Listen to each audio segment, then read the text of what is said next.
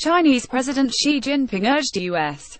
President Donald Trump during a phone call to avoid words and deeds that would exacerbate the already tense situation on the Korean peninsula, state television reported on August 12.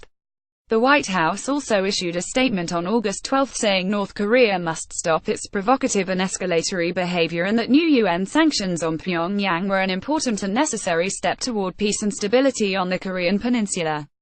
The White House said Trump and Xi also reiterated their commitment to denuclearize the peninsula. Trump has pushed China to do more to pressure North Korea to stop its nuclear weapons program. China is North Korea's biggest economic partner and source of aid, but insists it can't make Pyongyang end its nuclear and missile programs. The phone call came after a week of inflammatory rhetoric between Washington and Pyongyang, with North Korea saying it was finalizing a plan to fire medium to long-range rockets toward Guam, where U.S. strategic bombers are based. It said it will complete plans by mid-month to strike near Guam with intermediate-range ballistic missiles. Locked and loaded. Earlier on August 11, Trump said a military option against North Korea was locked and loaded, in the latest escalation of rhetorical brinkmanship between the two nations. Military solutions are now fully in place, locked and loaded, should North Korea act unwisely. Hopefully North Korean leader Kim Jong-un will find another path, Trump wrote on Twitter. The term locked and loaded refers to a gun loaded with ammunition that is ready to be fired at any time by pulling the trigger.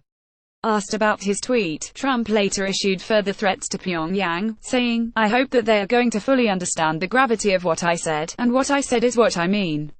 If Kim does anything with respect to Guam or any place else that's an American territory or an American ally, he will truly regret it, and he will regret it fast," Trump told reporters at his golf resort in New Jersey, where he is on vacation.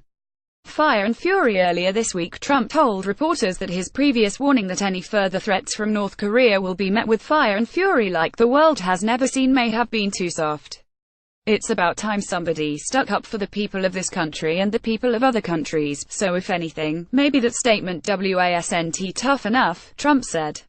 After meeting with his foreign policy team on August 11, Trump said South Korea and Japan, the two U.S. allies most directly threatened by North Korea, are happy with the way he is confronting North Korea.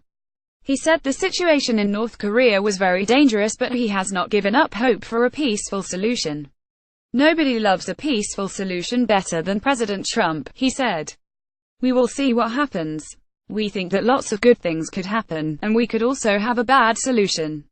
Moscow. Very worried. U.S. Defense Secretary Jim Mattis said that the United States is ready to take on North Korea, but warned that a war would be catastrophic, and that a diplomatically led effort to get this under control was gaining traction. Trump declined to say whether Washington might consider a preemptive strike against North Korea, but said he was still open to negotiation. International concern over North Korea's actions has grown after Pyongyang tested 2 intercontinental ballistic missiles last month, later claiming that it now had the capability to reach all of the U.S. mainland. Last week, the United Nations imposed its harshest sanctions yet on the North as a result of its nuclear weapons program. They are expected to cut North Korea's export revenues by $1 billion.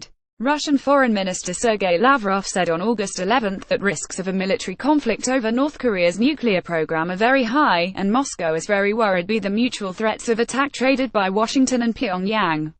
"The side that is stronger and cleverer should take the first step to defuse the crisis," Lavrov said at a youth forum in the Vladimir region, east of Moscow. German Chancellor Angela Merkel also called for restraint, saying that escalating the rhetoric is the wrong answer.